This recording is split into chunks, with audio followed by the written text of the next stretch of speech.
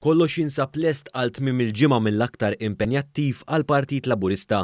Dan hekk kif is-sibt ser tkun qed issir l-elezzjoni għal konferma tad-deputat mexxej tal-Partit Laburista għall-affarijiet tal-partit, kariga li għalija tefan nomina l-Perit Daniel Mikallef. One News żar iċ-Ċentru Nazzjonali Laburista fil-Ħamrun hekk kif tkellem mal-kap eżekuttiv tal-Partit Laburista is-Sur Giorgio Azzopardi. Azzopardi elenka dettalji dwar l-elezzjoni ta' nhar is-sibt li ġej. Votazzjoni ħad tkun hawnhekk fiċ-Ċentru Nazzjonali Laburista bejn id-9 ta' filgħodu u 3 ta' nofsinhar u hemm votazzjoni wkoll għawdex għall-benefiċċju tal-Awċin ir-raba' ta' għawdex. Il-pubbliku ser ikun jista' jsegwi l-andament tal-elezzjoni u l-att tal-vot permezz ta' programm speċjali fuq One is-sibt wara nofsinhar.